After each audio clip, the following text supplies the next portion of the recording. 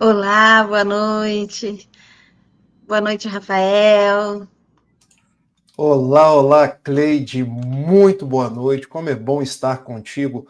Olá, olá, meu querido Jorge Alahá, como você está? Como está Curitiba? Rapaz, Curitiba está com um clima melhorando. Estava muito frio, né, nos tempos antes, né, porque estava saindo do inverno, agora está um clima mais agradável, mais tranquilo. As noites ficam mais frescas, mas o dia é mais quentinho. Agora, nesse momento aqui, sei lá, deve estar uns 13, 14 graus, não sei. Vou dar uma olhada.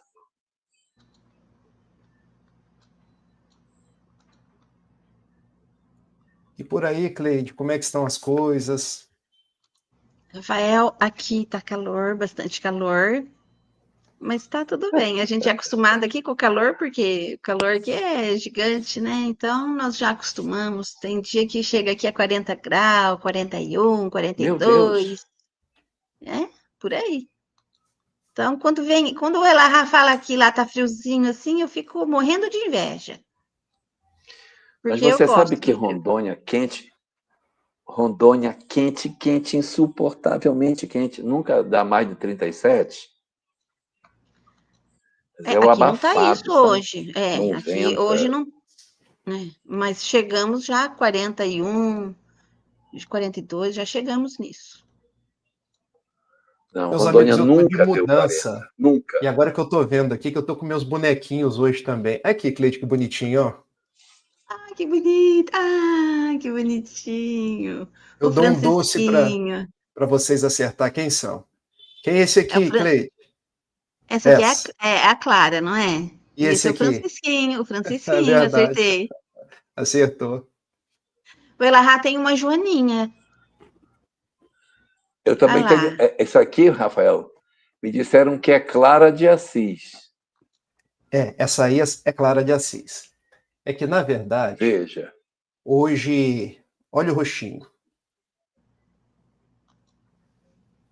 Na verdade, hoje até a própria Mansão do Caminho já coloca nos posts que ela faz diariamente Clara como sendo uma das reencarnações de Joana. Então tá tranquilo, Tá tudo na mesma. tá Faltou tudo na meu mesma. bonequinho. É. Eu vou arrumar Faltou um o seu, bonequinho para a Cleide. próxima vez. Próxima vez eu vou trazer meu bonequinho aqui também. Gente, vamos lá então, cumprimentando os nossos queridos amigos que estão aqui nos aguardando. Sejam muito bem-vindos aqui na live de hoje com Elahá, com o Rafael, que tem muita coisa importante para nos dizer hoje, né? É isso daí, né? Vocês vão falar hoje. Sobre o século XIV. E para dar início, eu vou fazer a prece, então, pode ser? Tá bom. Ok. Pode ser, então. Então vamos agradecer, né? Em primeiro lugar, agradecer por esses momentos de paz e de luz, agradecer a Jesus, o nosso mestre, a Deus em primeiro lugar, a Jesus e aos espíritos amigos que nos acompanham, que nos orientam, que nos intuem. Agradecer por estarmos fazendo parte deste trabalho que enriquece o nosso espírito de conhecimento. Agradecer por essas pessoas, essas companhias tão queridas que nos acompanham, que está aqui conosco, que já fazem parte de nossa vida. Obrigada, Mestre Jesus. Obrigada pelo trabalho. Obrigada por nesta reencarnações estamos tendo o conhecimento da doutrina espírita, que para nós espíritas é através deles que vamos angariar rumos melhores na escada evolutiva de nossas vidas. E não esquecendo de agradecer a nossa família por termos um lar, por termos nossa família, nossos companheiros, nossas companheiras desta reencarnação que estão conosco, nossos filhos e todos aqueles, e nossos amigos, todos aqueles que fazem parte de nossa vida. Obrigada, Mestre Jesus. Envolva os nossos irmãos, o Elahá, o Rafael e todos aqueles que estão aqui nos acompanhando, todos aqueles que virão nos acompanhar depois. Enfim, Senhor, envolva todos os nossos irmãos desse nosso planeta Terra. E que assim seja. E agora está com vocês. Eu fico aqui nos bastidores. Então, muito bem. E passo a palavra para vocês. Então, tá bom. Vamos começar, então. Vamos avançar para o nosso século de hoje, Rafael. Eu sei que nós tivemos 3 lives sobre o século XIII, uma sobre Francisco e 2 em função das múltiplas ocorrências que se deram nesse período. Mas, antes de nós entrarmos no século XIV, eu queria saber se você tem alguma coisa do século XIII que ainda gostaria de comentar, alguma coisa que você gostaria de falar, antes de nós entrarmos efetivamente no novo século, que é o objeto da nossa discussão de hoje, o chamado século XIV. Tem alguma coisa que você gostaria? Eu quero, de início, Elahá, mais uma vez te agradecer por essa parceria, te agradecer por todos os aprendizados que você tem me proporcionado, nos proporcionado. Quero fazer o registro da Luciene Carvalho, dizendo que a voz da Cleide passa uma tranquilidade, e se eu pudesse, eu cumprimentaria todas as pessoas que estão no chat. A razão de ser das nossas lives é criar esse espaço de comunhão, de partilha do ensinamento espírita. Então, a presença de vocês muito nos felicita, para que nós possamos estudar mais, estarmos juntos, refletir sobre esse manancial que o cristianismo hoje, clarificado pela doutrina espírita, tem a nos ofertar. Fizemos 3 lives sobre o século XIII, e terminando o século XIII, entrando no século XIV, eu acho que nós poderíamos partir do final dos templários, porque os cavaleiros templários, eles surgiram praticamente com o início das cruzadas. Rememorando, as cruzadas são aquelas expedições de natureza militar que tiveram como principal objetivo recuperar o túmulo vazio de Jesus na cidade de Jerusalém. Mas por trás das cruzadas, que variam o número, mas nós temos aí como 9 cruzadas, o número que os historiadores têm como um número mais preciso, que por trás das cruzadas haviam interesses políticos, interesses territoriais, interesses de preservar o patrimônio, tendo em vista que em 711 a expansão muçulmana começa a adentrar a própria Europa. Então foram quase 200 anos, ali de 1095, quando o Papa Urbano II, no Concílio de Clermont, numa cidade na França, dá início às cruzadas, até 1291, quando os cavaleiros templários e os últimos cristãos acabam perdendo uma batalha numa cidade no norte de Israel, chamada Acre. Então, 196 anos de cruzadas. E no início das cruzadas, para facilitar o trânsito dos peregrinos que saíam da Europa para a Terra Santa e depois faziam o caminho inverso, surgiram algumas ordens de natureza militar e paramilitar. Nós chegamos a falar nos templários, nos cavaleiros hospitalários e nos cavaleiros da Ordem de São Lázaro, que eram esses cavaleiros que faziam essa possibilidade de passagem da Europa para a Terra Santa e da Terra Santa para a Europa. E com os templários, igualmente, surgem as primeiras transações, se eu posso me expressar assim, de natureza bancária. Por quê? Haviam muitos saques, haviam muitas mortes nesse curso. Então a pessoa entregava um dinheiro, um haver na Europa e sacava lá na Terra Santa. Ou vice-versa. Levava só um documento. Isso. Levava só um documento para não ser roubado, né? Exatamente. Se você sofresse um ataque na sua caravana, eles não levariam nada, porque não estava levando dinheiro. É uma ideia genial, concorda? Como é que eu posso impedir que as pessoas no trajeto não sejam roubadas? Dá para elas um papel. Ela deixa o dinheiro aqui. Exato. Sim. É aquilo que a gente pode chamar de os pródromos de um cheque, de uma nota promissória, de uma letra de câmbio. Então a gente pode voltar lá nos cavaleiros templários. Só que com o tempo, quando você se tornava um cavaleiro templário, você fazia votos de fidelidade a Jesus, fidelidade ao Papa e de pobreza. Os cavaleiros templários começaram a ficar ricos com essa intermediação, porque eles cobravam uma tarifa, uma espécie de taxa. Então eles já não tinham votos de pobreza mais, eles começaram a ganhar uma certa importância em dinheiro. Então eu entregava R$ 1.000 aqui na Europa e recebia 900 lá dentro. Exatamente. Esses 10 era o serviço de garantia que você não seria roubado. Era a taxa de proteção do dinheiro, né? Isso. Na linguagem bancária, isso chama spread. Eu estou falando isso, gente, porque eu trabalho há 25 anos no Banco do Brasil. A diferença entre o que você aplica, dá para o banco rentabilizar, e o que o banco depois empresta, o banco sobrevive desse dinheiro, chama spread bancário. Então, na época dos templários, existia esse spread, essa diferença entre o que era aplicado e o que era sacado. Os templários começaram a ganhar dinheiro com isso, e isso fez com que os reis crescessem o olho. Nós tínhamos, já no final ali do século XIII, início do século XIV, um rei na França chamado Filipe IV, Filipe o Belo. O Belo. O Belo. Era um rei muito autoritário, muito perverso, e ele tinha um grande desejo. Ele queria que a autoridade maior da Europa não fosse o Papa. Então ele duelava com um Papa que chamava Bonifácio VIII. Então, nós não temos que ficar à mercê do que o Papa quer, até mesmo porque muitas vezes o Papa tinha desejos diferentes de Filipe IV.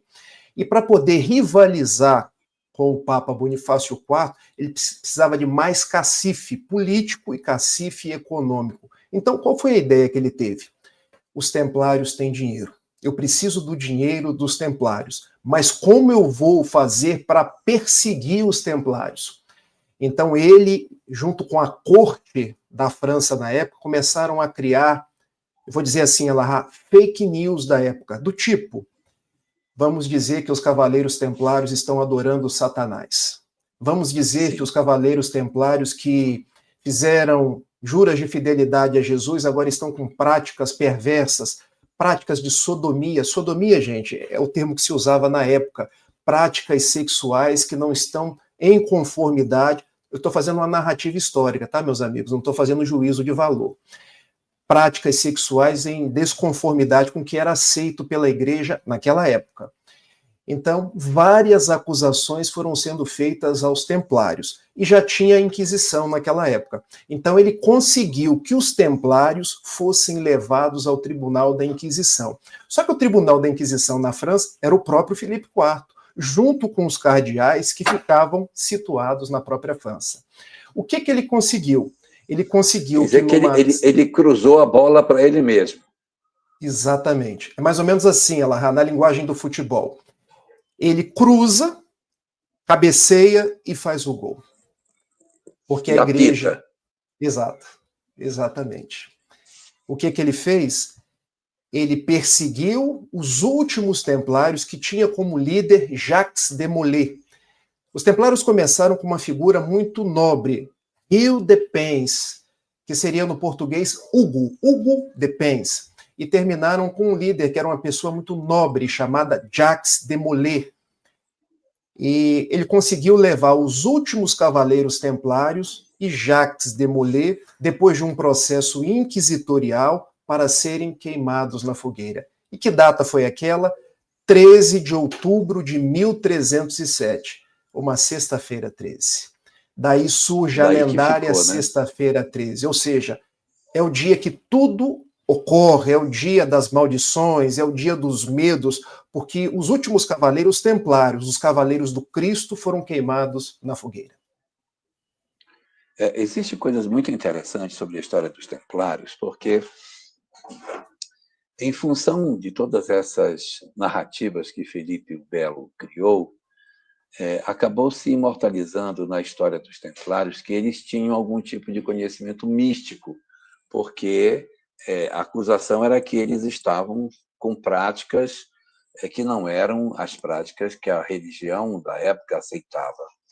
Então, eles são tidos como pessoas que praticavam coisas místicas, ocultismo, coisas do gênero.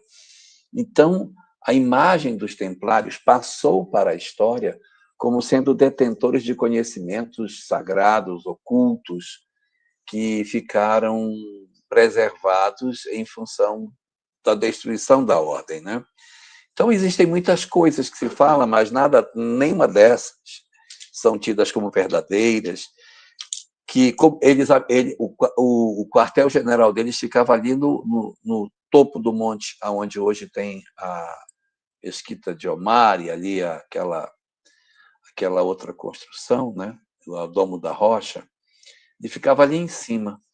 E os cavaleiros templários, por conta disso, falam que eles teriam encontrado a Arca da Aliança, fala que eles entraram pelos subterrâneos do templo, que encontraram tesouros. Então, existe muita mística com relação aos templários em si. Mas tem algumas coisas que são verdadeiras. Uma das coisas importantes que existem é que, antes de tudo isso acontecer, houve um período em que Portugal precisou de ajuda para guerrear contra os chamados mouros, que haviam dominado Portugal. E os templários mandam um regimento para lutar em Portugal e conseguem ter êxito. E conseguem verdadeiramente expulsar os mouros das terras portuguesas. Em função disso, Portugal cria uma espécie de dívida com os templários. Uma dívida moral que era paga com doações. As coroas da Europa faziam doações bastante volumosas para os templários, no entendimento de que eles eram os que protegiam os viajantes e tal. Então, eles também ficaram ricos, não só por essa questão da transação, mas as doações que eles recebiam das coroas. E quando acontece essa perseguição aos templários, e Jacques de Molay é morto numa fogueira, ele é morto numa fogueira logo após a sua condenação, ele se revolta, não aceita a condenação, diz que é tudo mentira, que ele é inocente, que aquele tribunal é falso, e aí, em função da exasperação dele, a pena de prisão perpétua é comutada para fogueira e ele é queimado naquele mesmo dia. Mas aí o que aconteceu? Os templários sobreviventes, porque eles foram todos dizimados e mortos, os templários sobreviventes procuraram um lugar onde se refugiar.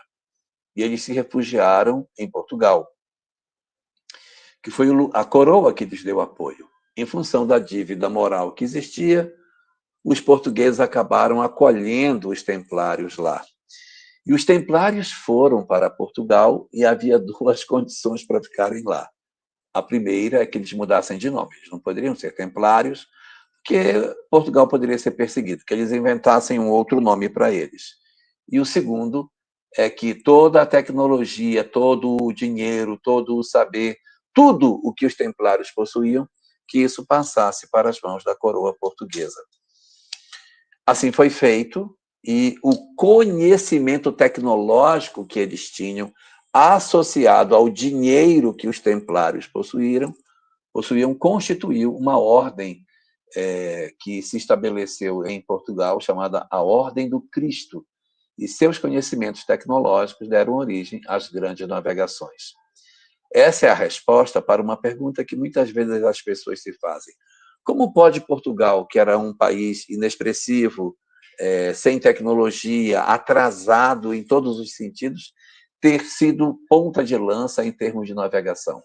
Porque eles receberam ali a figura dos templários, que vinham com seus conhecimentos e dinheiro, criaram a Escola de Sagres e impulsionaram as navegações que deu origem à descoberta do Brasil. Bom, é muito bom vocês participarem, porque eu vou lendo os comentários e a gente vai aclarando. E se não ficar claro, não hesitem em perguntar de novo. Nós estamos aqui para isso. E se a gente não souber, não vamos dizer assim, não sabemos, vamos estudar mais e na próxima respondemos para vocês. Sobre isso tudo que o Elahá falou, além dessas práticas heréticas, haviam práticas que eram imputadas aos templários místicas. Não sei se vocês se lembram do filme Indiana Jones em Busca da Arca Perdida. Uma das lendas que virou os séculos é que os templários tinham recuperado o Graal. O que é o Graal? O Graal é aquele cálice que na última grande ceia Jesus teria dito: este é o meu sangue, que deu o vinho para os discípulos, né, tomarem, que será derramado por vós e por todos para a remissão dos pecados. Então a lenda é que os templários teriam ficado de posse daquele Graal. E quem tem aquele Graal, aquele cálice, teriam os segredos da vida eterna, teriam os segredos de tudo aquilo que o cristianismo não teria deixado patente. Então, Elixir da juventude. Isso, o Elixir da Juventude. Então, muitos filmes, muitas séries, tem até uma série na Netflix que fala sobre os templários. Dizem que eles eram perseguidos também por conta desse conhecimento. Tem duas perguntas aqui, Elahá, que eu quero até esclarecer de uma vez para a gente não deixar passar. Diná Ferreira, 21 e 21, e Sandra Maria Borges, eu já conheço as duas, 21 e 23. Deixa eu explicar para vocês. Os templários não tem nada a ver com os reis. Os templários eram ligados ao Papa. Então, quando os templários surgem, ali no século XI, eles surgem após o Concílio de Clermont, quando Urbano II dá início às cruzadas. Vieram 9 cruzadas, só que eram travessias muito difíceis, por lugares desconhecidos dos cristãos, muitas lutas pelo caminho, muitas mortes. Então, cavaleiros que faziam votos de pobreza, de fidelidade a Jesus, de morrer em nome do Cristo, eles se levantam para atender aos apelos do Papa e para ajudar naquela travessia, fazer uma espécie de isolamento, de proteção. Com o tempo, eles se tornam também mercadores, porque emprestam dinheiro, fazem intermediação financeira. E como essa ordem surgiu em Jerusalém, lá onde hoje existe a Mesquita Al-Aqsa, que é a Mesquita de Omar, eles também ficaram tidos como místicos, porque eles recuperaram vários, o Graal é um deles, mas dizem que eles recuperaram outras relíquias do tempo de Jesus. Então vejam, eles eram cavaleiros do Papa, porque o Papa era o representante de Jesus na Terra. Quando eu falo rei, é porque começou a surgir nos reis, principalmente o rei da França, mas peraí, eles servem ao Papa, por que eles não servem a mim? Eu estou brigando com o Papa, porque havia uma luta por hegemonia. Então o Papa, indo atrás dos cruzados, ele tira o poder, vamos dizer, vamos consertar, o rei da França, Filipe IV, indo atrás dos cruzados, ele diminui o poder do Papa e fica com o dinheiro dos templários. Então, eu acho que agora Inveja, eu consegui me fazer também entender. Exatamente. E aí, eu vou dar queria dar uma contribuição aí.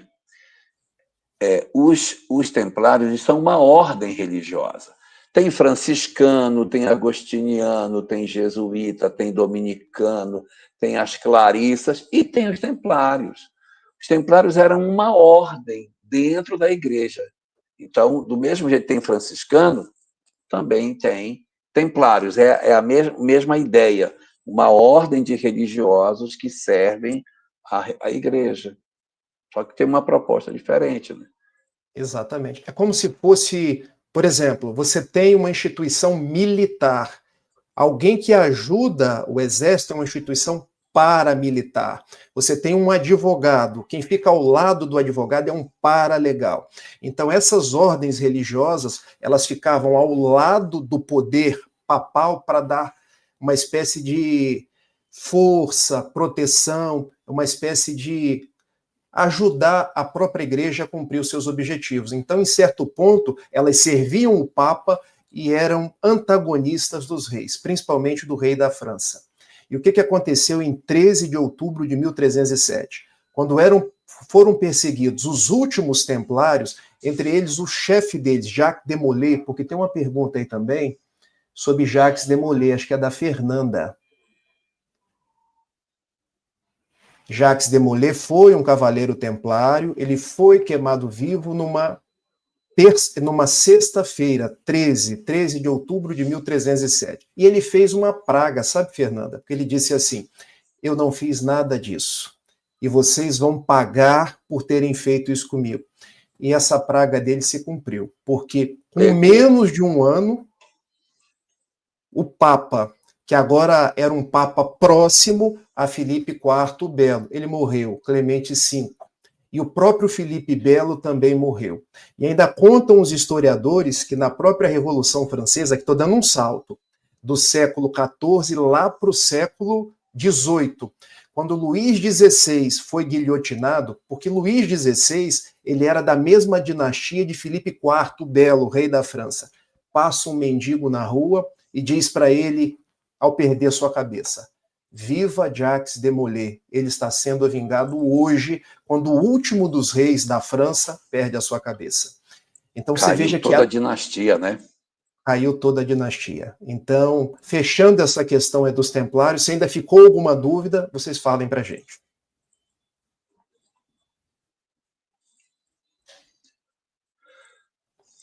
Muito bem.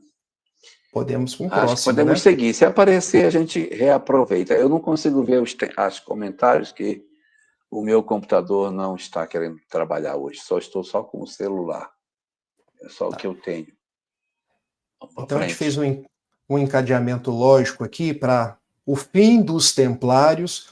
Nós precisamos passar por uma outra ocorrência do século XIV, que durou, anotei as datas aqui, que durou de 1309 a 1377, quando o papado sai de Roma e vai para Avignon, uma região na França.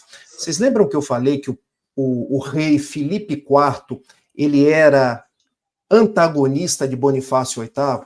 E ele conseguiu, porque ele consegue nomear Clemente V, e a partir de Clemente V, e algumas gerações de Papa já não estavam em Roma mais, passaram para Avignon. Então, quando vem na nossa cabeça assim, Papa, papado, vem logo a cidade de Roma. Mas durante esses quase 70 anos que eu estou narrando aqui, a sede da igreja ficou em Avignon, na França. E foi um período de muitas crises, muito turbulento, porque havia muita briga, cardeal daqui, cardeal dali, como vão ficar os destinos da igreja, tanto que é chamado de o cativeiro papal ou o cativeiro de Avignon. Quando a gente fala em cativeiro, a gente lembra logo do cativeiro da Babilônia, quando Nabucodonosor, em menos 587, essa data é aproximada, tá, gente? Faz cativos os filhos de Israel, levando todos para a Babilônia. Esse cativeiro dura aí 50 anos, porque em 538, menos 538, Ciro, ele domina a Babilônia e permite que Ciro Grande domina a Babilônia e permite que todos os judeus voltem para o seu território, Esdras e Neemias conduzindo aquele povo, e permite que eles tivessem liberdade de culto. Agora, novamente, um cativeiro, porque a igreja sai de Roma e vai para Avignon, na França. Tem uma coisa interessante aí, Rafael, que é uma sequência de vários papas franceses nesse período, que, de certa maneira, foi tirando, antes desse cativeiro de Avignon, foi tirando um pouco do poder que Roma tinha pela sucessão de papas que até tinham moradia em Avignon, viviam por ali, mas eram papas em Roma. Então, eles, mesmo tendo suas moradias e passarem tempos em Avignon, entendiam que o local realmente onde eles deveriam atuar seria na Basílica de São Pedro. Então, já havia um certo viés, já vinha acontecendo uma certa escorregada dos papas na direção de Avignon. Daí, quando vai acontecer o cisma do Ocidente, você vai ter efetivamente uma singularidade aí, né, na condição da existência do Papa. Como é que vai ficar essa coisa? Pois é. E olha os nomes, que interessante, Alahá, porque a gente fala cativeiro. Cativeiro lembra lá o cativeiro do povo hebreu na Babilônia. E a gente também fala aí no papado de Avignon, porque em verdade tinha todo um interesse dos cardeais franceses e da nobreza francesa em trazer tudo para a França. Ou seja, não era um poder religioso o poder da igreja, era um poder político, um poder territorial, uma igreja que se imiscuía dentro dos costumes da sua época. E você sabe como é que isso tudo terminou, Elahá? Nós tivemos uma católica, uma mística italiana chamada Catarina de Siena, da cidade de Siena. E aqui entra uma grande doutora da igreja. A igreja tem algumas doutoras reconhecidas. O que é uma doutora da igreja, ou um doutor da igreja? Veja, nós não temos na igreja católica cargo para as mulheres, mas algumas pessoas a igreja vai lá e reconhece como de muita contribuição, seja na questão da fé, seja na questão da própria ortodoxia da igreja, alguém que ajudou na construção, vamos colocar assim, dos parâmetros religiosos. Então, duas são notáveis. Uma delas, Teresa d'Ávila, que nós vamos estudar no século XVI. A outra, Catarina de Siena, no século XIV. Fala lá. Então, não quero falar, não. É só para dizer que eram duas. Então, Catarina de Siena, ela é anterior a Teresa d'Ávila. Anterior a Teresa d'Ávila, isso. Anterior a Teresa d'Ávila.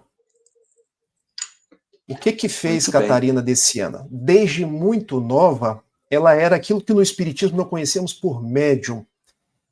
Na doutrina católica, você não tem médium, você tem aquele que tem os dons do Espírito Santo. E os dons do Espírito Santo sempre existiram na Igreja Católica. E existem também na Igreja Protestante, com nomenclaturas diferentes. E olha que interessante, Elahá. Maria já apareceu nos mais variados lugares. Nós temos a aparição de Maria em Medjugorje, em Guadalupe, no Brasil, na Índia, mas ninguém nunca considerou que quem viu a Virgem Maria é médium. Mas nós, espíritas, sabemos que são médiums. Tem Fátima. Em Fátima, em Portugal, em vários lugares do mundo. E nós temos pessoas que dentro da Igreja Católica não vê a Virgem Maria, mas, por exemplo, tem encontros com o próprio Jesus. São conhecidos por místicos. Místicos. Então, Catarina de Siena é considerada uma mística, assim como é considerada Teresa d'Ávila, que encontrava-se, conforme a igreja, com o próprio Jesus. Assim como uma freira alemã, agora do século XIX, Anne Catherine Emmerich, que ela, pelas suas visões, ela confirmou o lugar onde Maria teria morrido, que é aquela casinha lá no promontório em Éfeso. Porque na Igreja Católica, inicialmente, Maria teria morrido em Jerusalém. Tem até uma igreja lá, que é a Igreja da Dormição de Nossa Senhora. Mas Humberto de Campos fala da casinha em Éfeso. E essa casinha em Éfeso, ela foi confirmada pelas visões da mística Anne Catherine Emmerich. Estou dizendo tudo isso porque para fazer os links com a doutrina espírita. Olha como a mediunidade sempre existiu. E Catarina de Siena, ela desde nova, ela encontrava-se com o próprio Jesus, que pedia várias coisas a ela. Pedia para que ela cumprisse o evangelho. Ele pedia para ela. Ele pedia para ela, exatamente. Não é ela pedindo para ele, ele que pedia. Tá. Ele pedia para ela. Para cumprir o evangelho, para que as pessoas fossem mais unidas, para que as pessoas se amassem mais, e que esse cativeiro de Avignon, esse desvio da igreja, só servia para a cristandade se desunir. Claro, claro. E o propósito de Jesus, lembrando lá o evangelho de João 13:35, os meus discípulos serão conhecidos por muitos se amarem. Então ela começa uma tarefa. Olha, o Cristo nos pede união, século XIV. O Cristo nos pede amor. Eu estou vendo, ele está falando comigo. E ela consegue. Nossa. Ela consegue que em 1377 a sede da igreja volte para Roma. Então, se alguém perguntar a você... tempo? 1309 a 1377. 68 anos. 68 anos. Nossa. É muito tempo, Rafael. É muito tempo. Só que depois nós temos um outro problema, que também ocorreu no século XIV. Não, mas eu queria falar um pouquinho dela. Pode falar. Vai lá. Ela tinha também uma característica que Francisco de Assis possuía. Ela tinha os estigmas. Tinha os estigmas. Fenômeno mediúnico de efeito físico. Nós temos vários desses místicos, os médiums, com essa possibilidade de receber os estigmas do Cristo. Catarina de Siena foi uma, Francisco de Assis foi outro, e nós temos mais pessoas. Porque diz que o grau de comunhão com Cristo é tão grande que a forma dessa manifestação é através dos estigmas. E como é que são esses estigmas? Eles são... brota sangue da... Como é que é isso? O que é, na verdade, isso? Na verdade é o seguinte, onde as mãos do Cristo foram pregadas na cruz, seja nas mãos, sejam nos pés, formam-se aqueles estigmas ou estigmatas, e ali ficam as marcas e até sangra. Sangra. Sangra. Mãos e pés. E pés. Dependendo da mediunidade do místico, pode sangrar só a mão, pode sangrar os pés. Uhum. Então são vários que tiveram esse tipo de fenômeno, né? Sim. Não é só Francisco e ela. Não, tem mais. Tem mais pessoas. Depois eu faço uma relação e falo para vocês. Tá bom. Eu acho que aquela mística do século XIX também tinha. Tinha, Anne-Catherine Emmerich, em menor proporção, mas também tinha. Nós temos muitos fenômenos também de imagens de Nossa Senhora que de uma hora para outra sai sangue na própria imagem. Isso não foi uma ou duas vezes, foram várias vezes. E como é que a gente poderia explicar isso através da doutrina espírita? Nós temos médiums, o fluido do médium é retirado, Laboratório do Mundo Invisível, Livro dos Médiuns, junta-se com algum fluido de natureza espiritual e proporciona que a imagem verta uma lágrima. Não é a imagem que está vertendo lágrima, meus amigos. É um fenômeno de efeito físico, muito bem explicado no Livro dos Médiuns. A Sandra está perguntando, será que os estigmas seriam fenômenos de ectoplasmia? Sim. Charles Robert Richer, que o Elahá está falando sobre ele na outra live, Prêmio Nobel de Fisiologia em 1913, ele chegou à conclusão de que existe um fluido de natureza corpórea que é exalado nas narinas, na boca, e esse fluido, como ele fez experiências na Argélia com a médium Martha Berrault, que ela, inclusive, soprava aquela água de barita que só uma pessoa encarnada podia soprar. Ela dava e fazia aparecer uma personalidade chamada Bien Boa. Então ele chega à conclusão de que aquela substância, aquele fluido, ele dá o nome de ectoplasma. Então hoje nós temos ectoplasma com esse nome por conta de Charles Robert Richer. E é exatamente isso, Sandra Moreira. Você sabe que tem um fenômeno que aconteceu no Ceará, que deu toda a notoriedade do padre Cícero.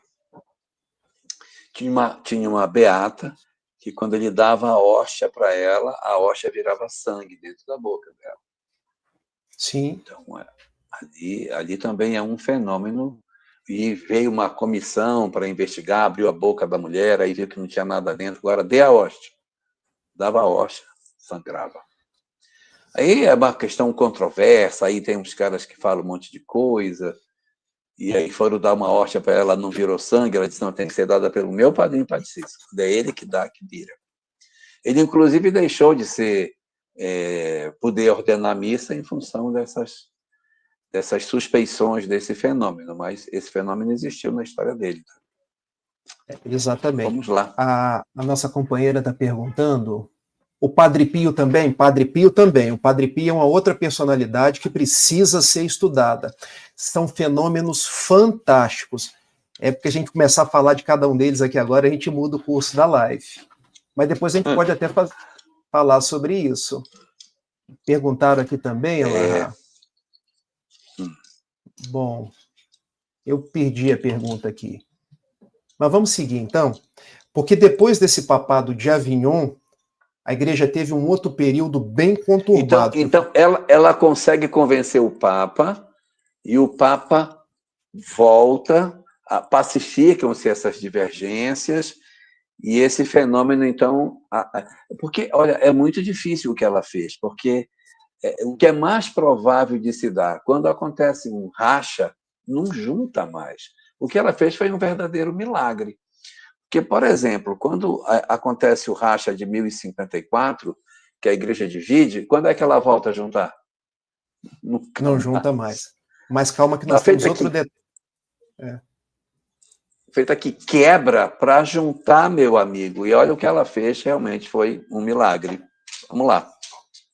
A pergunta que foi feita aqui, como que ela provava isso? Como que se provam os efeitos mediúnicos? Nós sabemos que no século XIX, Charles Robert Richer provou com a água de barita. Por exemplo, só alguém que expele gás carbônico, ou seja, encarnado, consegue movimentar aquela substância. Nós sabemos dos experimentos de William Crookes, onde ele chegou a pesar o perispírito. Ele ia, conversava com as pessoas, buscava registros. Agora, naquela época, como é que você confirmava um registro? Você confirmava pela autenticidade das informações, porque ela não registrava apenas Jesus Cristo, ela registrava outras pessoas, registrava, por exemplo, acontecimentos já passados, acontecimentos futuros. Então ela se tornou uma espécie de mística. E como a igreja ia catalogando esses casos e levando a uma certa comprovação, foram tidos como autênticos aqueles fenômenos. E Então foi depois, mais quando você tem uma estigmata, não tem como você questionar. Tá aqui, exatamente. Ó. Depois da estigmata, aí o negócio fica. As pessoas veem, porque hoje você poderia dizer assim, ela foi lá, machucou a mão, mas surgia do nada, gente, para todo mundo ver.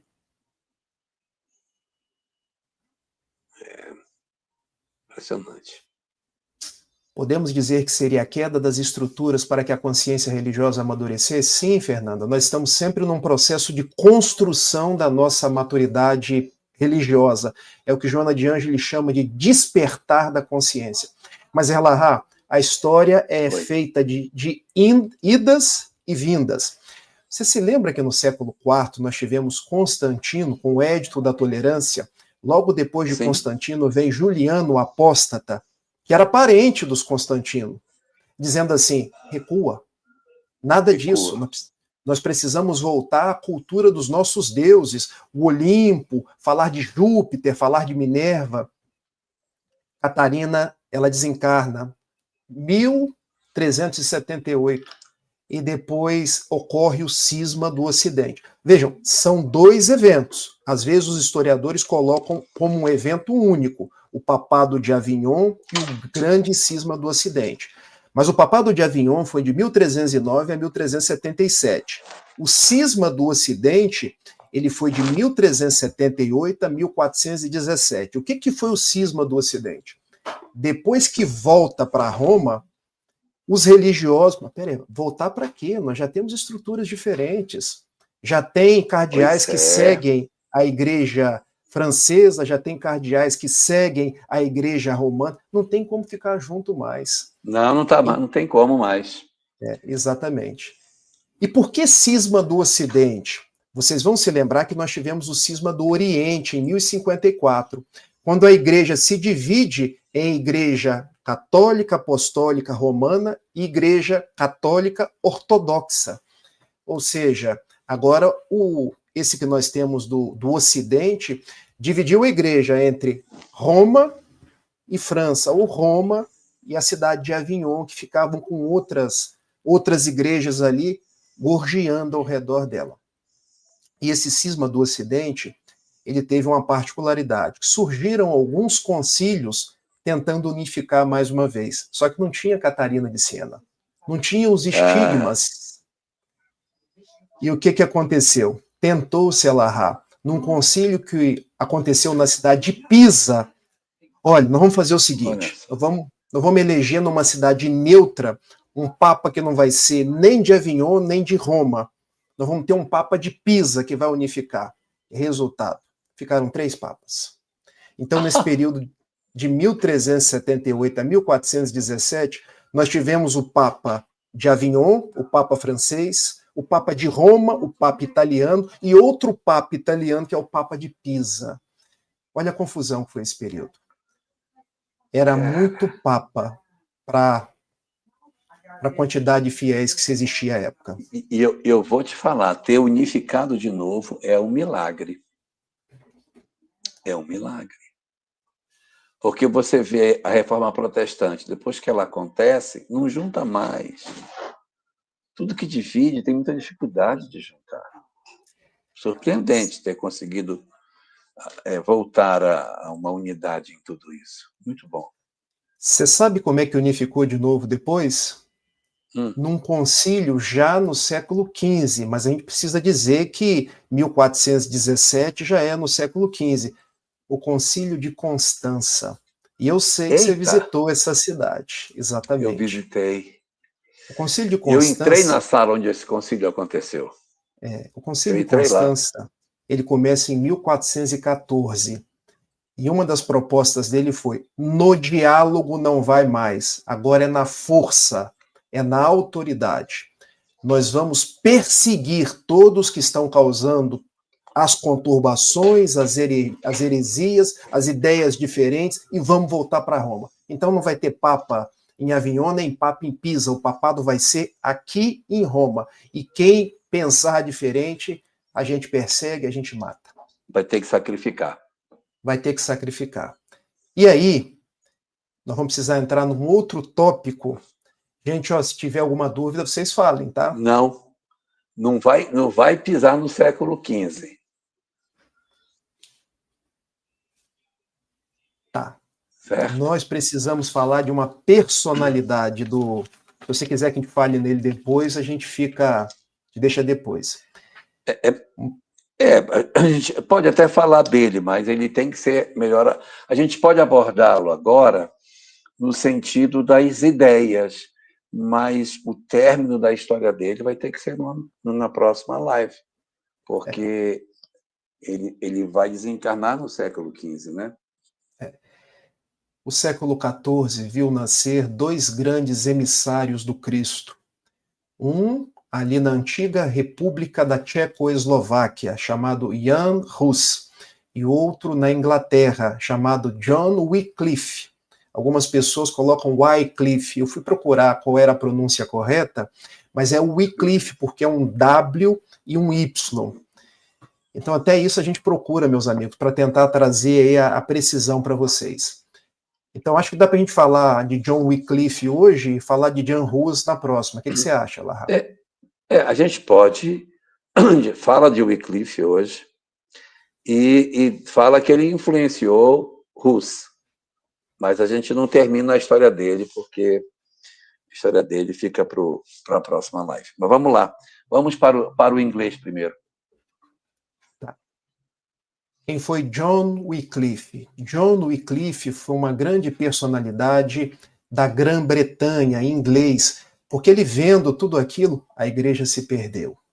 Nós temos cruzadas, nós temos Inquisição, nós temos esse fenômeno chamado cativeiro de Avignon.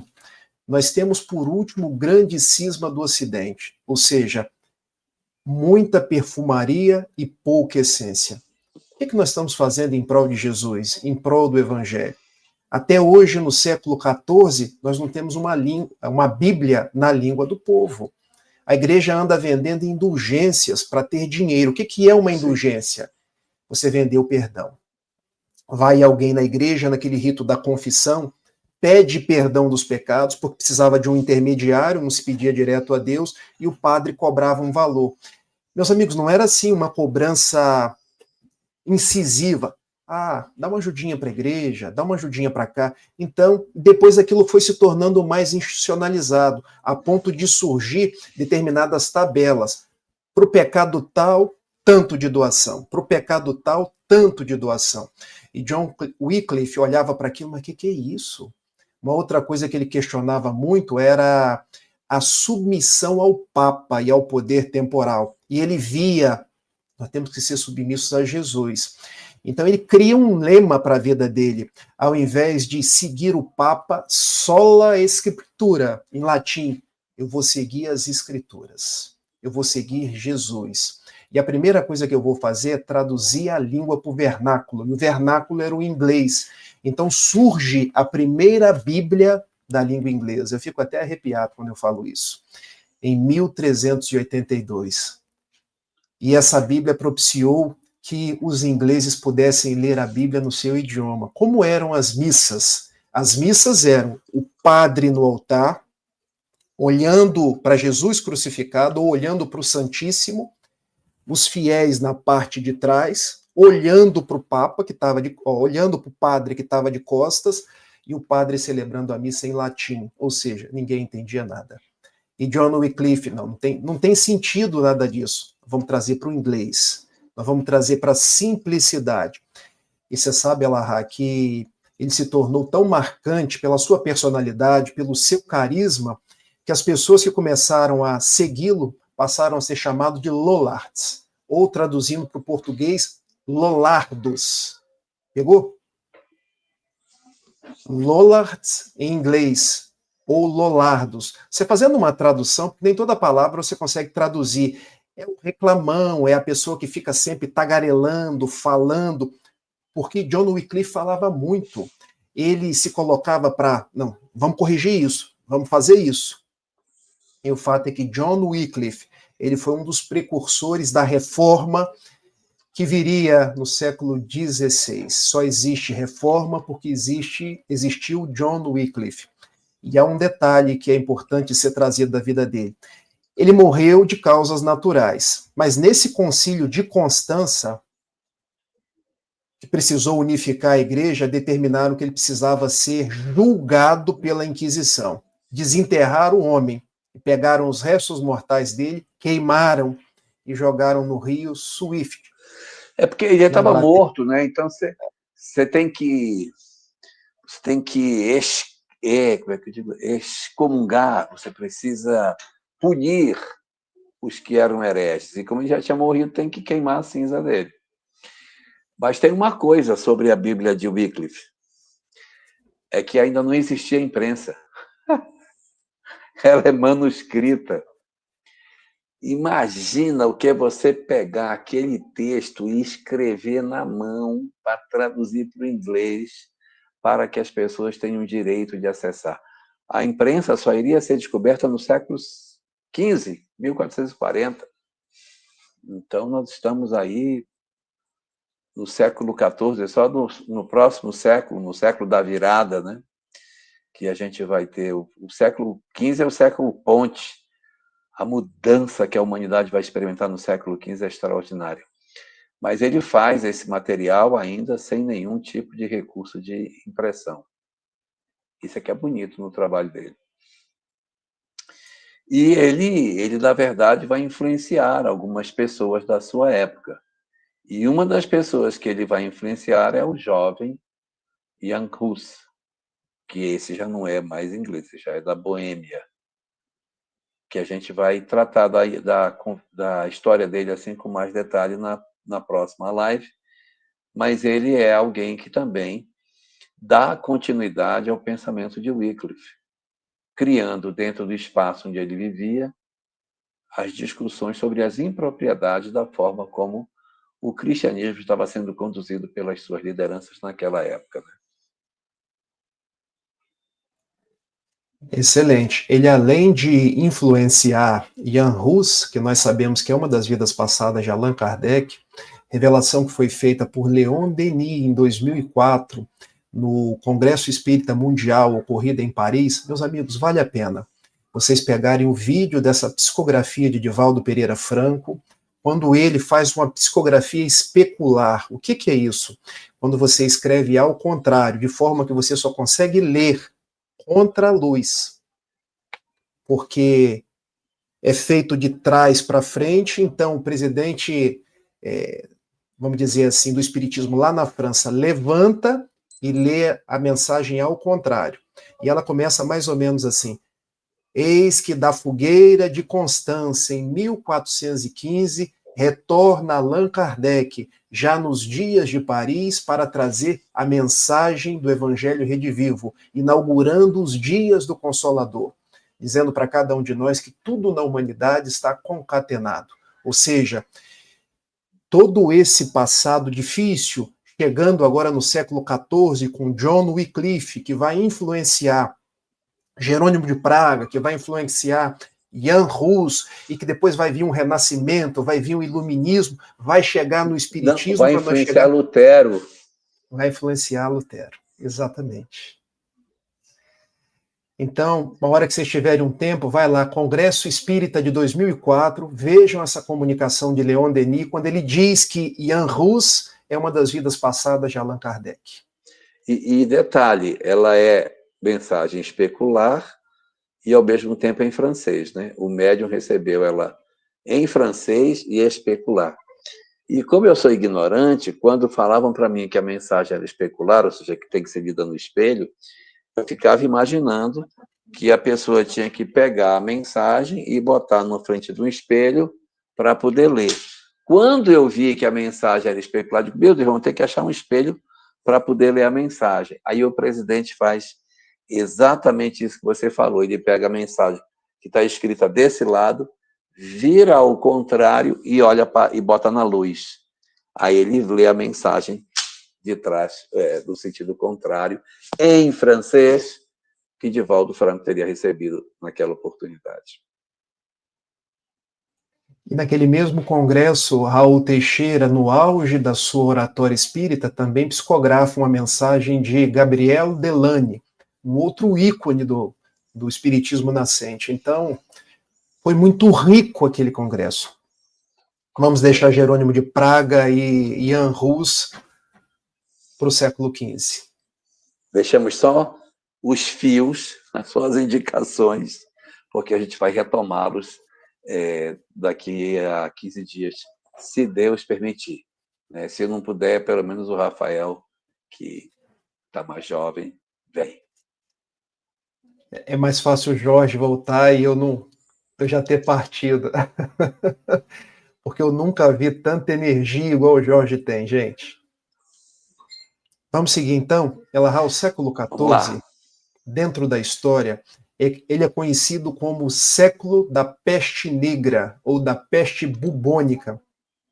E o que a história nos relembra sobre isso? Morreu muita gente. Cerca de 1/3 da população europeia foi dizimada. É quase que uma reconstrução da própria sociedade. Ela vai falar no século XV, do século Ponte.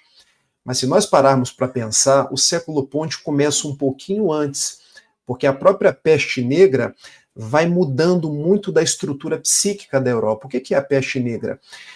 Uma doença transmitida pelo rato, por isso também chamada de peste bubônica.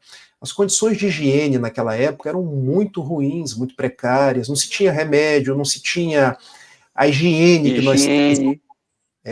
Não se tinha, por exemplo, rede de esgoto. Então imagine como eram preparadas as comidas, as roupas. Você sabe que eu fui pesquisar? Há quem diga que se tomava 3 banhos por ano. Então, imagine como era a vida das pessoas. Mas, Rafael, tem uma coisa que a gente tem que considerar também. Naquela época, as pessoas não tinham a menor noção de onde vinham as doenças. Elas não tinham a ideia de que uma coisa estragada poderia gerar doença. Então, as coisas estragadas ficavam juntas com as coisas sãs. Os ratos passeavam por cima das comidas e as pessoas, expira esse animal daí. Mas não havia aquela consciência do tipo que aquele animal poderia deixar algum tipo de coisa invisível ao meu olho e que poderia causar uma doença. Não se tinha essa compreensão. Naquela época, as pestes elas eram entendidas como sendo resultado de falta de oração. Então, quando havia uma peste, orava-se mais, tinha que orar mais, as pessoas tinham que fazer mais penitência, porque era isso que salvava aquelas comunidades. Só que nem sempre dava certo, né? Porque o pessoal se reunia para orar, quanto mais se reunia, mais transmitia. Então, havia uma mortandade muito grande de pessoas. E o clero era muito pressionado quando acontecia essas coisas, porque entendia-se que os sacerdotes não estavam cumprindo seu papel de proteger o povo do demônio, né, que provocava as pestes. Exatamente. E transmitia-se pelo rato, né? Porque o rato ou comia comida, ou o carrapato do rato, ou às vezes a própria urina do pulga, rato. Né? é uma pulga, e dava umas bolhas nas pessoas, e num determinado momento achava que se fizesse uma sangria naquela bolha, aquela bolha melhoraria, mas era exatamente o contrário, porque aquilo era altamente infeccioso. Se você furasse aquilo, aquilo passava com mais rapidez. Então, Ai, foi um período muito os difícil. gânglios, os gânglios das pessoas ficavam enormes, imensos assim, umas bolas grandes que surgiam.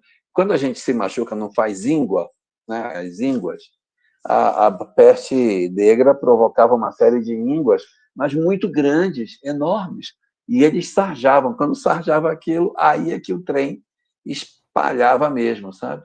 Uma dor muito grande por conta daqueles gânglios enormes que as pessoas tinham e não tinha para onde correr. Desencarnava mesmo. A quantidade de pessoas que nesse período desencarnou foi muito grande, né? Exatamente. Bom, nós temos aí mais um assunto. Ela vai durar de 1347 a 1452, 53, por aí. É o período em que ela vai acontecer. Ela tem 5 a 6 anos de existência, né? É uma coisa terrível. E aí, eu aproveito para fazer um destaque aqui, porque às vezes as pessoas falam que a morte da humanidade vai passar por uma pandemia, por uma desgraça. Cara, a gente passou pela peste negra e não era a transição planetária. Ou seja, a doença não é o que determina a transição. Segundo Allan Kardec, o que determina a transição é a convulsão ideológica. Não são guerras, furacões, tufões, maremotos. Não são as entranhas do planeta, como diz Dr. Barry, no item 9 do capítulo 18 da Gênesis. E nós precisamos fazer uma lembrança. Grande parte das pessoas à época culpavam os judeus sobre aquele estado de coisas que estava ocorrendo. Então, veja, os judeus foram cativos no Egito, foram cativos de Nabucodonosor, foram perseguidos na época da peste bubônica ou da peste negra, tiveram aí as suas perseguições no período de guerras. Então, como a nossa sociedade tem essas questões de ideologia durante tanto tempo, né? Mas a gente precisa entender, como o Elahá fala, que como há a reencarnação, não são os mesmos espíritos, são espíritos que vão nascendo e renascendo, e nós vamos experimentando as mais diversas faces de personalidades, tudo aí com o propósito de aprender e nos tornar pessoas melhores.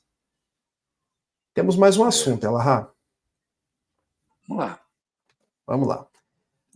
Hoje nós falamos sobre como nasceu a Sexta-feira 13, da morte dos Templários, junto lá com Jacques de Molay.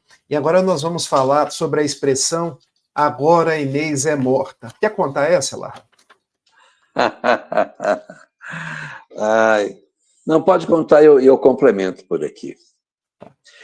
Essa parte da história que Inês é morta, ela não está diretamente relacionada com a história do cristianismo. Mas como é um fato assim bastante importante dentro deste cenário, não é? A gente pode trabalhar esse assunto, né? Ainda tem mais um outro assunto que talvez a gente pudesse abordar, que é a Guerra dos 100 Anos, né? Que ela vai acontecer aí, começa pelo menos no século XIV. Mas vamos lá, vamos para a história da Inês de Castro. Sim, vamos lá, Inês de Castro. No século XIV, nós tínhamos um príncipe português chamado Dom Pedro I. E vocês falam, Dom Pedro I, aquele mesmo do Brasil. Não, gente. O Pedro I do Brasil, ele era Pedro I aqui no Brasil. Quando ele voltou para Portugal para se tornar rei lá, ele foi Dom Pedro IV. Então, o Dom Pedro I era um antepassado em Portugal daquele que seria no Brasil Dom Pedro I e em Portugal Dom Pedro IV. E os casamentos naquela época eram arranjados. O pai dele, Dom Alfonso, mandou vir da Espanha uma esposa para se casar com ele, que chamava-se Constança, porque havia um interesse, ela é do reino tal da Espanha, vamos juntar aqui com o nosso reino aqui, vamos ter mais poder, vamos fazer a nossa influência. E ela veio. Só que na comitiva dela, era muito comum as rainhas, as princesas, terem comitivas, as aias, as damas de companhia, as pessoas que faziam todo o cortejo das princesas. Havia uma moça chamada Inês. Olha como são as tramas do destino. De quem que ele gostou? Não foi da Constança, foi da Inês. E aí nós temos um problema. Ai, reencarnação, meu Deus. O que é a reencarnação? É por isso, Elahá, que é bom estudar a história sob os olhos da reencarnação. O pai mandou que ele casasse com a Constança. Ele casou com a Constança, mas a Constança morreu. E o que ele fez? Ele foi e casou-se à escondida com a Inês. E com a Inês ele teve 3 filhos. O pai, quando descobriu, meu filho casou com uma dama de companhia, de jeito nenhum. Eles moravam numa... Porque se ele casa com a dama de companhia, cadê as alianças com os países? Exatamente. Porque um príncipe, ele é um trunfo de aliança. Uma princesa é um trunfo de aliança. Então, eu caso a princesa com outro reino para fazer a aliança para que as dinastias de um país possam se espalhar para outros. Houve um período na Áustria que cada princesa que nascia era tida como uma promessa de aliança. Opa, nasceu uma princesa, maravilha. Essa aqui a gente vai preparar que ela vai fazer aliança. Então, princesas são objetos de aliança. Então, quando o príncipe casa com uma dama de companhia que não tem expressão política nenhuma, é um crime contra o seu país. E aí Dom Alfonso fica profundamente chateado com o filho, né? Exatamente. E a gente pode pensar que você falou na Áustria, a esposa de Dom Pedro I, Dona Maria Leopoldina, era austríaca, era lá daquela linhagem do Império Austro-Húngaro, do antigo Império Austro-Húngaro. Habsburgo. Habsburgo, exato. Dos Habsburgo ela veio. Exatamente. Então vamos lá. Inclusive, Dona Maria Leopoldina era versada em botânica, em mineralogia, idiomas. Ela tinha uma formação extremamente vasta. Ela era simplesmente a mulher mesmo. E a nossa independência, quem realmente promoveu foi Leopoldina. Ela que, quando ele estava viajando, ela reúne o conselho superior dele e diz, nós vamos ter que fazer a libertação. Aí ela é que manda a carta dizendo para ele, você vai ter que fazer. Então, quem realmente é o mentor desse trabalho é Leopoldina, junto com o Bonifácio, de Andrade Silva. É Bonifácio. Os dois é que fazem, mas ela é realmente a cabeça pensante desse processo todo. Vamos para frente. Muito injustiçada, por sinal. Desencarnou aos 29 anos numa profunda depressão pelos excessos dos namoros e as exposições que Dom Pedro I provocou a ela. Vamos para frente. Mas é bom, sabe, Elahá, você fazer esse resgate histórico dela, porque a gente se lembra com muita positividade de Dom Pedro I e se esquece da personalidade augusta de Maria Leopoldina, que falava várias línguas, tinha vários conhecimentos, foi a mentora intelectual da independência do Brasil, é o que hoje a gente chamaria de ghostwriter, quando alguém escreve um livro, mas na verdade quem escreveu foi o outro. Aquele deu só o nome. Então, Dom Pedro I fica como o arauto da independência do Brasil, mas quem é a heroína silenciosa, título que foi dado até a Dona Ivone Pereira, é Dona Maria Leopoldina. Vamos voltar lá para Inês de Castro. Vamos para Inês de Castro. Então... Tá, e aí ele casou às escondidas, teve 3 filhos com ela e Dom Alfonso descobriu. Dom Alfonso descobriu. E o que as pessoas na época, como que elas resolviam as questões? Espera meu filho sair de casa. Pega alguns capangas aí, vai lá e resolve esse assunto. Como que o assunto foi resolvido? Foram lá e mataram a Inês. 30 anos, 3 filhos, na chácara da família. Uma chácara que ficava ali na cidade de Coimbra, em Portugal. Quando Pedro chegou em casa, mataram a minha esposa. Ele quis fazer guerra com o pai, só que a mãe falou, não, meu filho, não faça guerra com seu pai. Honre o seu pai, até mesmo porque seu pai vai morrer. E depois que o seu pai morrer, o rei vai ser você. 2 anos depois, o pai morreu. Ele se tornou o rei de Portugal. Dom Pedro I, o rei de Portugal. O que ele fez? Primeira coisa, vá atrás daqueles que mataram Inês, mate eles. Por isso ele se tornou um rei considerado muito severo. E depois ele tomou uma decisão que pode ser considerada esdrúxula aos olhos da história. Ele manda ir ao túmulo de Inês de Castro, desenterra ela, faz um cortejo fúnebre ao reverso, porque ela é trazida até o trono de Portugal, colocam a coroa nela e diz assim, olha, eu me casei com essa mulher. Então, se eu sou o rei, ela é a rainha. Está aqui Inês de Castro, rainha de Portugal. Aí surge a expressão, mas Pedro, agora a Inês é morta. Então ele entronizou uma rainha morta. Mas o fato é que ele amava tanto aquela mulher que o pai mandou matar, que no auge da sua dor, ele manda que ela fosse tirada do sepulcro e colocada na cadeira de rainha.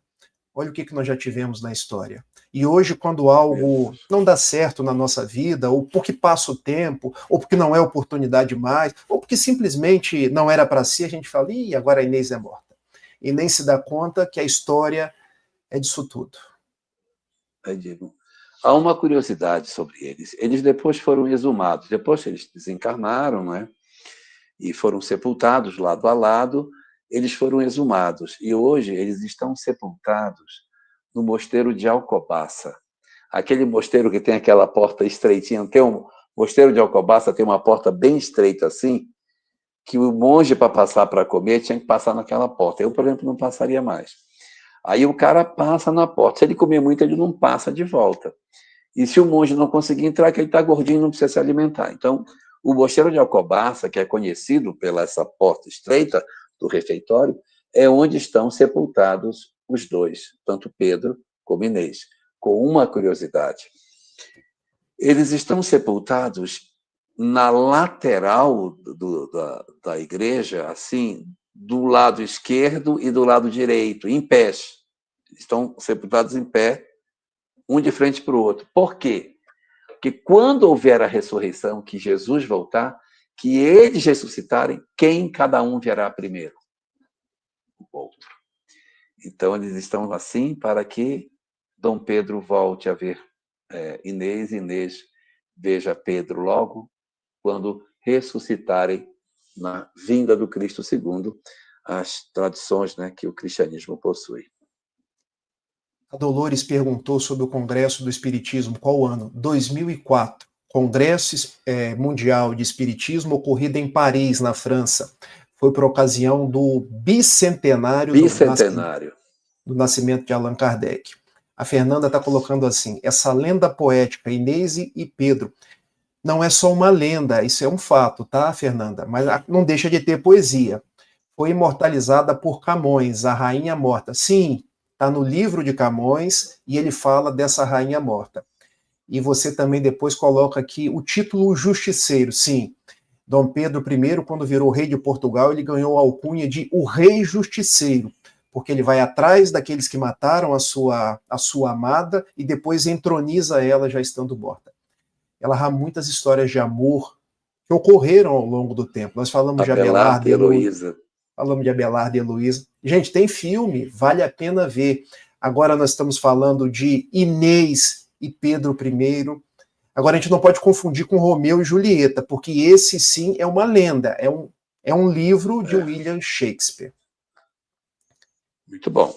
Os filhos eu não sei o que houve com os filhos. A história não registra. Deve ter ficado com alguém lá na corte. Talvez tenham até herdado o trono, né? Quem sabe.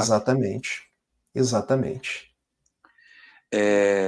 Eu queria destacar aqui um ponto, eu sei que o nosso horário está meio apertado, mas é sobre uma guerra que aconteceu, que começa no século XIV e ela vai terminar no século XV.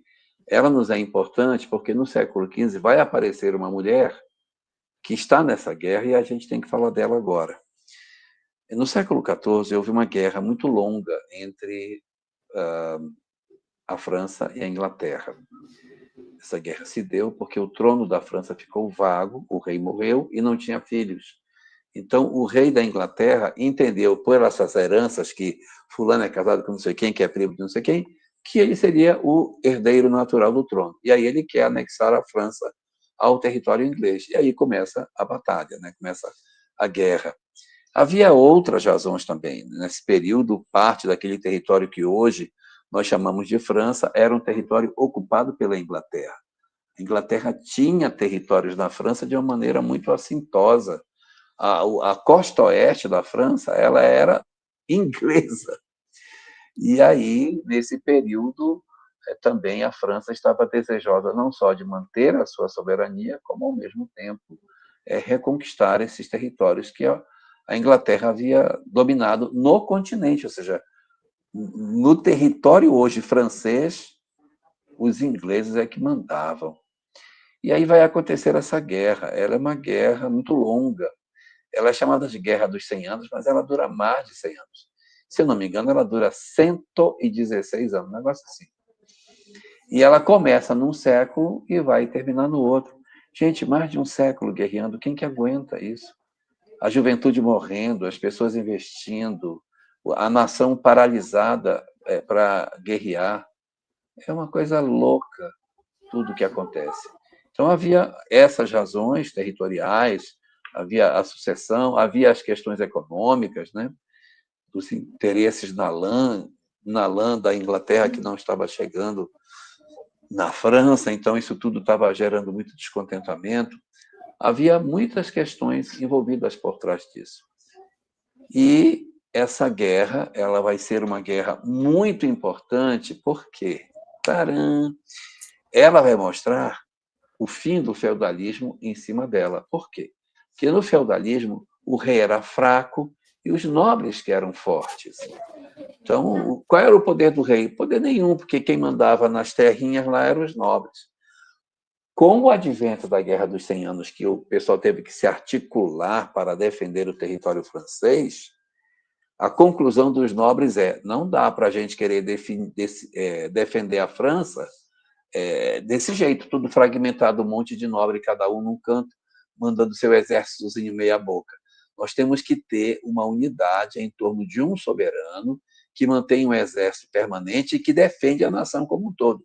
Vamos largar a mão desse negócio, termos os nossos exércitos particulares e deixar com que o rei tenha o exército grande, ele mantém a unidade do país, nas guerras ele enfrenta e a gente cuida aqui dentro das coisas de produção e econômicas do país e passamos uma taxa para ele, porque ele mantém as nossas fronteiras seguras. Então, essa guerra vai ser importante para a redefinição do entendimento de como os reinos deveriam se organizar. E ela vai atravessar o século, e no século que vem nós vamos ter uma jovem que vai participar dessa guerra, que vai ser muito importante na live de daqui a 15 dias, que a gente não pode perder.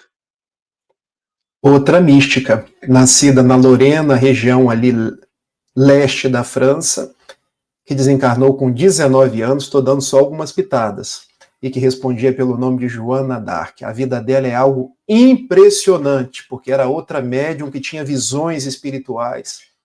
E quando a França estava praticamente perdendo a guerra, ela vai, eu vou salvar a França. E as cenas do próximo capítulo... Você já pensou, Elahá? Uma menina, da idade da Nina, vai para o rei Carlos VII, na verdade, na idade da Nina, ela foi queimada, mas ela vai para a guerra, se não me engano, com 15 anos. Exatamente. O rei não deixou ela ir, ela se veste de homem e vai para a guerra. E vai. É isso. Elahá, passamos aí tudo que tinha para passar do século XIV. Eu gosto sempre de falar o seguinte: o que nós estamos fazendo é alguns apontamentos. Os séculos são riquíssimos, são muitas histórias. Eu sei que às vezes fica muita informação sobre a outra. Se fosse com mais tempo, a gente poderia falar mais devagar. Mas a ideia é isso mesmo, é a gente trazer um panorama, encaixar o espiritismo e, de uma certa forma, nos enxergar nisso tudo dentro de um grande processo de evolução, para que hoje, sob os auspícios da doutrina espírita, nós possamos nos tornar pessoas melhores. Será que tem alguma pergunta, Elahá? Bem, se não tem nenhuma pergunta, eu quero mandar um abraço muito especial para a Selma. não é? A Selma que está fazendo um trabalho muito bom. A Selma está tomando as lives que a gente está produzindo, está transcrevendo esse material, está transformando isso em texto. Já fez com alguns episódios. Então, queria deixar minha gratidão, meu abraço a ela pela dedicação, pelo esforço que ela está fazendo de colocado aqui em forma de palavras, que a gente consiga em texto, né? Para que a gente possa ter a chance de ter esse material registrado de outra forma. Então, Selma, receba aí o meu abraço e minha gratidão. Eu, de minha parte, quero agradecer a Selma também. Cadê Eu Cleide?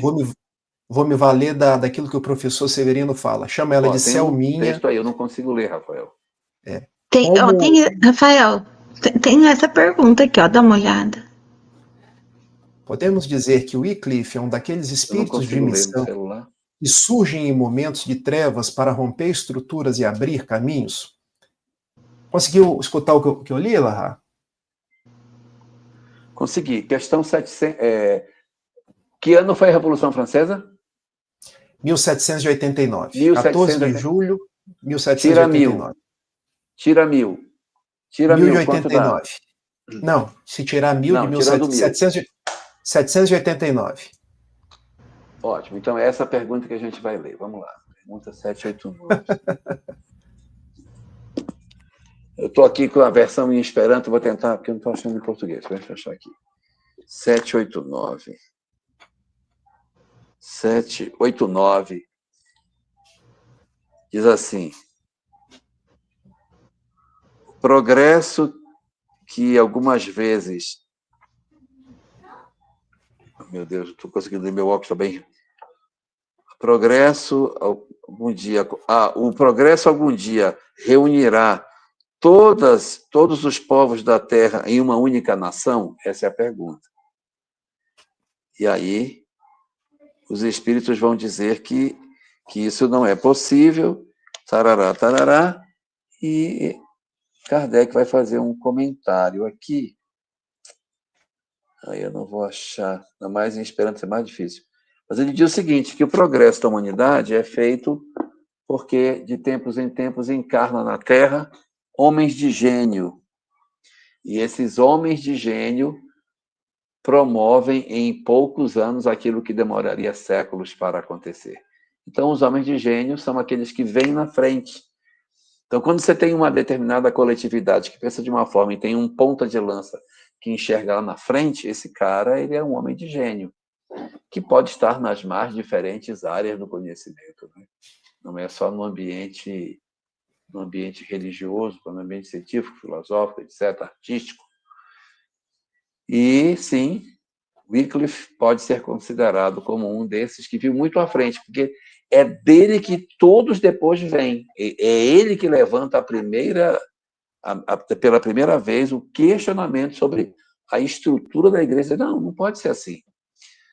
Não pode ser dessa forma. E ele, como pessoa, se levanta para questionar e dali vai gerando todo um movimento que culminaria com a transformação efetiva da humanidade. E tem um detalhe, Lahá, que você já até falou em outras lives, que vale sempre relembrar o seguinte: por que o crédito, então, não é dado a ele e é dado a Lutero? Porque nós tivemos o Wycliffe, nós tivemos Jerônimo de Praga, nós tivemos Savonarola, nós tivemos outras personalidades. Jan Hus. A gente tem que atentar para a época que cada um deles viveu. Século XVI, nós já tínhamos Gutenberg e a imprensa. Ou seja, as ideias vão para o papel e elas se disseminam. Na época de Wycliffe, ali na Inglaterra, você fala para um, fala para dois, que fala para três, mas fica ali restrita aos lollardos. Já na época de Lutero, você faz a Bíblia em alemão, você escreve as suas ideias, as 95 teses, e aquilo vai se disseminando. Imaginem hoje, se eu quero disseminar uma ideia pelas redes sociais. Com alguns segundos ela está lá no Japão. Então veja, quanto mais rápido o meio de comunicação, mais uma ideia se propaga. Mas foi preciso que existisse o Wycliffe, Jan Hus, entre tantos outros, para que nós tivéssemos o progredir da história. Tem mais pergunta, Cleide? Rafael, não, bastante comentários. Ah, então tá bom. As perguntas que tinham, vocês responderam todas. Aqui, ó, Eu fui... achei. Também achei aqui em espanhol. Vamos ver se em espanhol dá para eu ler. Aqui diz assim, ó, Kardec comentando.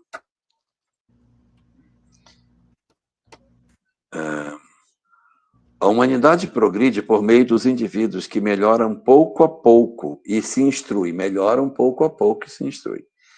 Então, quando estão em maioria, tornam-se a dianteira e levam consigo os demais. Está falando do progresso dos indivíduos.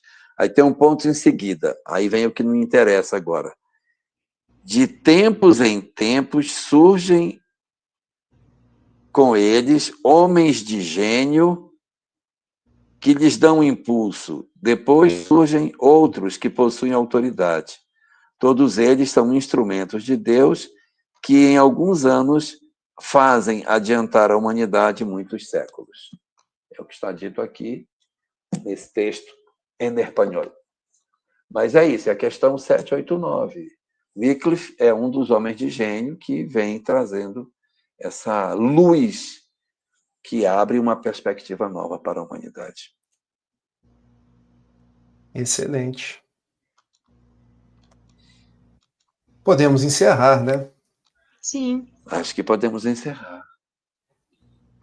Bom, a poesia hoje eu escolhi fazer diferente. Eu escolhi uma poesia que não é minha, porque tem tanta poesia boa de outros poetas que hoje eu escolhi uma poesia de Amélia Rodrigues. Para a gente se lembrar das poesias do Brasil, das poesias da Bahia, e essa particularmente de Valdo Pereira Franco, quando terminava as suas palestras, ele declamava, não é a poesia da gratidão, tá, meus amigos? Mas é uma outra que ele fez muitas vezes, ficou mais antiguinha, e eu quero terminar na forma de uma prece para vocês. Pode ser, Cleide? Pode ser, Lara? Pode. Excelente. Claro. Então vamos. Vem cá, Clara. Vem cá para você mandar um beijinho. Aqui, ó. Manda um beijinho em boca cheia. Linda. Papai vai fazer uma oração agora. Enquanto lá fora o desespero caminha e a amargura dizima, eu quero te dizer, Senhor, que te ofereço o banquete do amor. Eu gostaria de ser a chuva generosa que caísse por sobre a terra porosa e reverdecesse o chão. Mas como eu não conseguirei, eu então te pedirei para ser um copo de água fria, matando a sede e a agonia de quem anda na desesperação. Eu gostaria, Senhor, de ser uma via láctea de estrelas, para que as noites da terra fossem mais belas. Mas se eu não conseguir, eu te venho pedir para ser um pirilampo na noite escura, iluminando a amargura de quem anda na escuridão. Eu gostaria, Senhor, de ser um jardim de flores, de todas as cores, para embelezar a terra. Mas na dor que minha alma encerra, se eu não puder ser um jardim, deixa-me ser uma rosa solitária, na fresta da montanha, colocando beleza no painel por sobre a natureza. Eu gostaria de ser um trigal maduro para repletar de alimento a mesa da humanidade. Mas é demasiado para mim. Então, eu lhe peço para ser um único grão que caindo no chão me multiplique num milhão e me converta em pão para a humanidade. Eu gostaria de ser artista esteta, cantor, trovador, musicista ou orador, para falar da magia e da beleza da sua glória.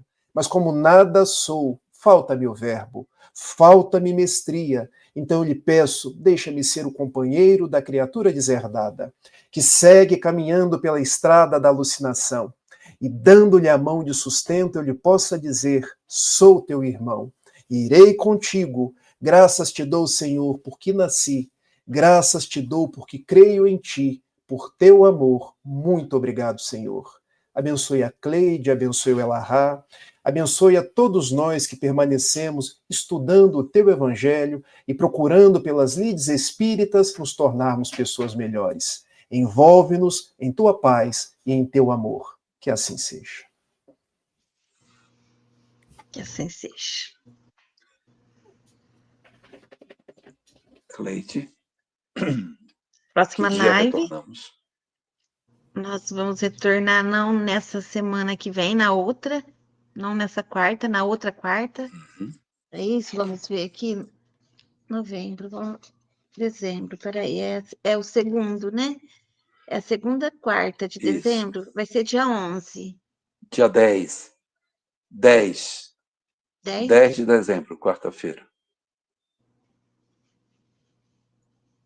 Verdade. Ah, não, tô errado. 10. Não, tá Não, tô certo. certo. Segunda, tá certo, eu tô errada, eu olhei na quinta, A próxima live é dia 10. E a outra dia 24. Dia 10 e dia 24 de dezembro.